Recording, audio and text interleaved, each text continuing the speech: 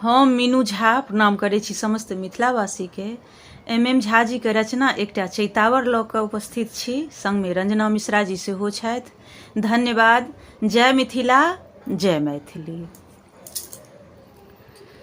पिया मोरा लबियो बाजे हो रामा हमरा इंग्लिश ने आवे।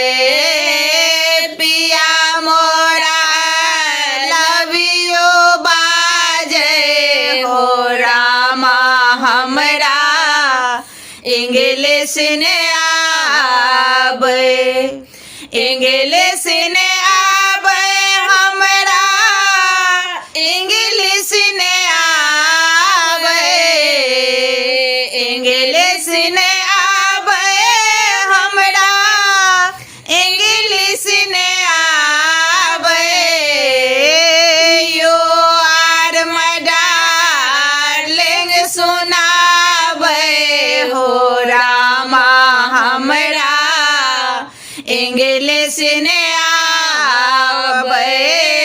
पिया मोरा लबियो बाजे हो रामा हमरा इंग्लिश ने आवे। पढ़ल बलमुआ बड़का कॉलेजिया हमसे खल घर गामक बतिया।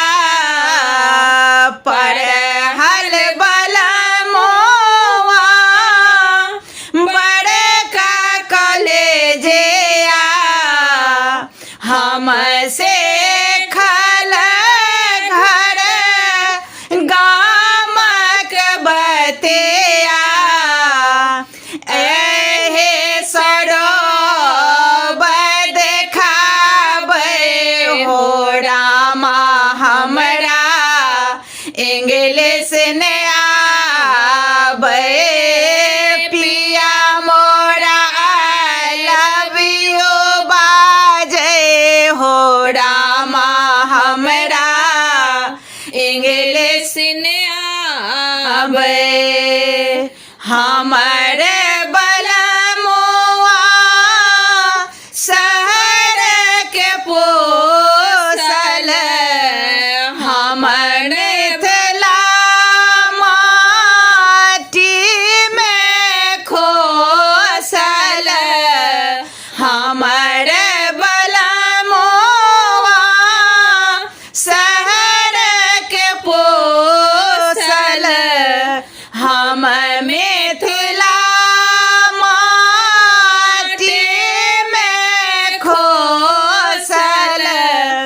मैथिल मन मुस्कावे हो रामा हमरा इंग्लिश ने आवे।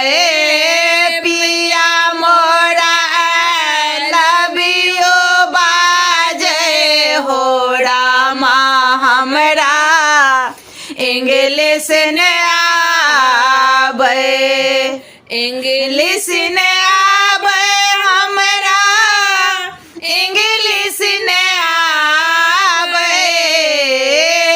यो आर डार्लिंग सुनावे हो रामा हमरा इंग्लिश ने आवे। पिया मोरा लबियो बाजे हो रामा हमरा इंग्लिश ने